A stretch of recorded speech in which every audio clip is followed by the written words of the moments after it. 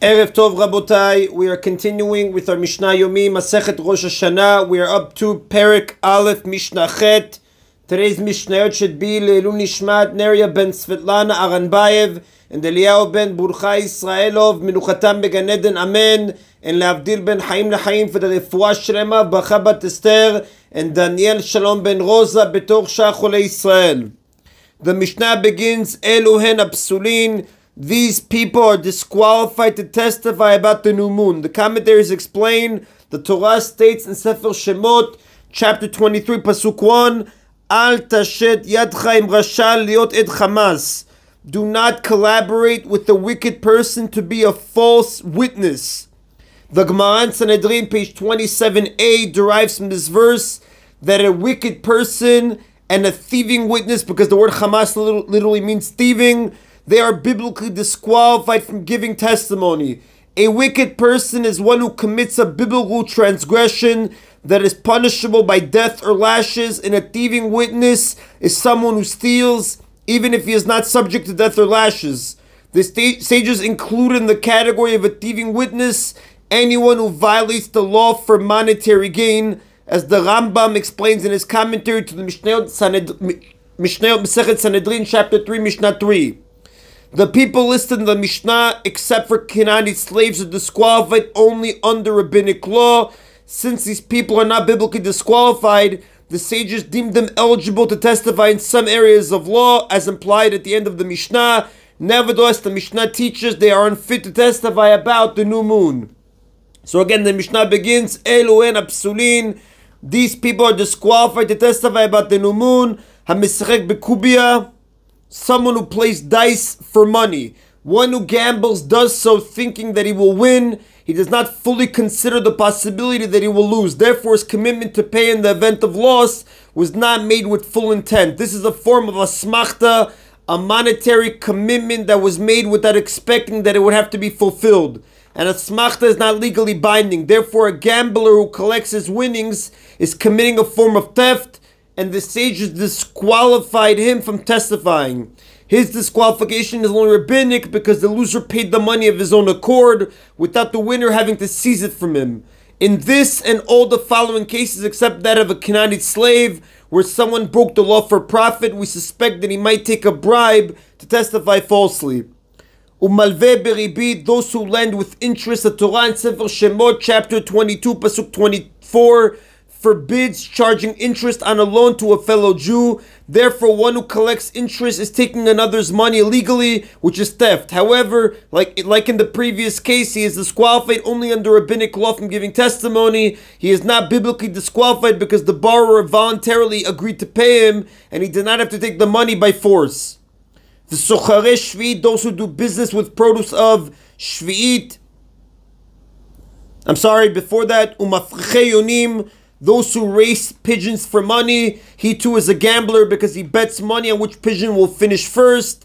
V'sochare Shvi'it, those who do business with produce of Shvi'it.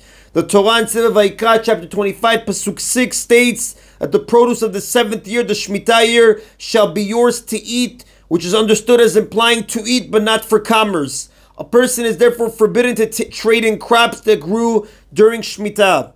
Va'avadim and Canaanite slaves. A Canaanite slave is biblically disqualified from testifying, as the Gemara in Baba Kama, page 88a, derives from the Torah. Although our Mishnah focuses on rabbinic disqualifications, it listed this biblical disqualification as well. It could have been thought that just as relatives are eligible to testify about the new moon according to Rabbi Shimon, like we saw in Mishnah 7, so are slaves eligible. So to correct this mistake, the Mishnah adds that slaves are ineligible according to all opinions, and this is how the Tosafot explain it in page 22a in Masechet Rosh Hashanah.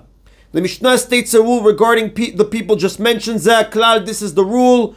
Kol edut shena isha kshera lah, af hen enan ksherim lah. Any testimony for which a woman is not eligible, such as the new moon, they too are not eligible. But any testimony for which a woman is eligible, such as the death of a husband, they too are eligible. A woman can testify that a man has died, thereby enabling his wife to remarry. And that is it, Rabotai, of Mishnah Chet. Mishnah Tet now cites examples of the law taught above in Mishnah 4 and 5 that witnesses may desecrate Shabbat to testify about the new moon. We begin Mishnah Tet. If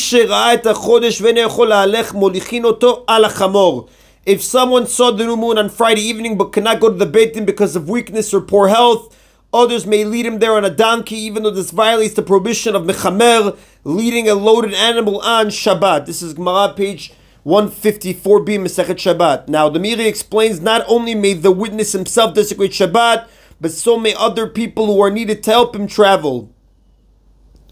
Afilu b'mita, moreover, if the witness is too weak or sick to ride on a donkey, they may even carry him on a bed. The Mishnah says even because it teaches here that the non-witnesses may not only violate the laws of Mechamer, which is just an ordinary lav, negative commandment, but they may even do the melacha of carrying in the public domain, which, like the other melachot, is punishable by death. V'im tzodeh lahem lokchin biyadam maklot. If they are afraid that an enemy will ambush them, they may take sticks or other weapons with them to defend themselves. Groups such as the Tzidukim and the Kutim, who were hostile to the sages, would ambush witnesses going to testify about the new moon because they wanted to prevent Rosh Chodesh from being established on the proper day, as Rashi explains on page 22a in Masechet Rosh Hashanah. If the distance to Jerusalem is great, they may take food with them. These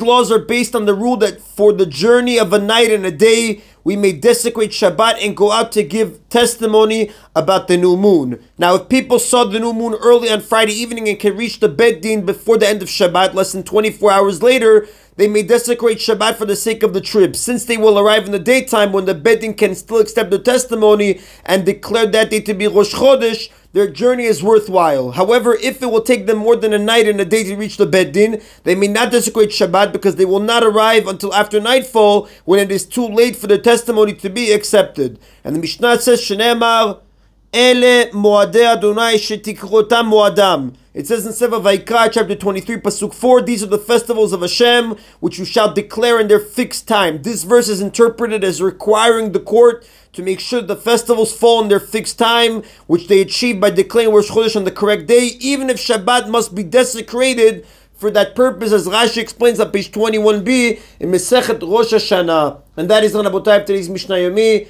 Baruch Adonai Leolam. Amen v'amen.